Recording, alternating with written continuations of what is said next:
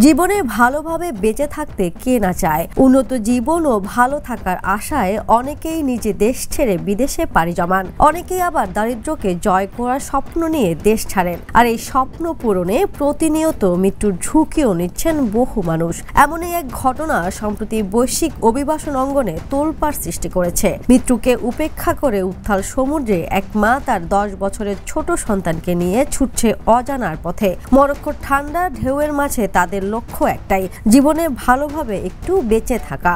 12 অক্টোবরের সেই রাত যখন এক মা ও তার 10 বছরের সন্তান সাঁতরে পার হলো সীমান্ত, সেদিন যেন বদলে দিল গোটা বিশ্বের অভিবাসন আলোচনার মানচিত্র। ঘটনাটি মরক্কো ও স্পেনে ব্যাপক আলোচনা সমালোচনার জন্ম দিয়েছে। বিশ্লেষকরা বলছেন, মরক্কোর উচ্চ বেকারত্ব এবং দারিদ্র্য মানুষকে প্রাণের ঝুঁকি নিয়ে অবৈধভাবে ইউরোপমুখী হতে বাধ্য করছে। উল্লেখ্য, মরক্কোয় বর্তমানে বেকারত্বের হার 13.3%, আর 15 থেকে 24 বছর বয়সী তরুণদের মধ্যে 36%ই বেকার।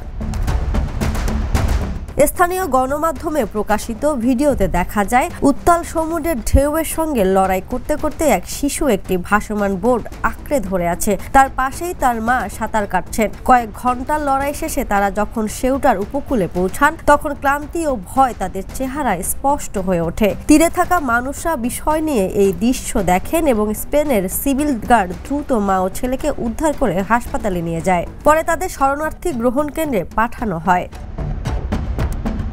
এই ঘটনায় একজন গবেষক বলেন, সেউটায় সাঁতার কেটে পৌঁছানো শুধু সাহসিকতার বিষয় নয়, এটি এক ধরনের সামাজিক প্রতিবাদও। নারীরা প্রমাণ করেছেন যে তারা শুধু পরিবর্তন চান না, পরিবর্তনের দায়ও নিজেদের কাঁধে নিতে প্রস্তুত। তিনি আরো বলেন, এই একটি ঘটনা কেবল মা ও সন্তানের ব্যক্তিগত লড়াই নয়, এটি পুরো অঞ্চলের অর্থনৈতিক হতাশা, অভিবাসন সংকট এবং মানবিক বঞ্চনার এক প্রতীকী প্রতিবিম্ব।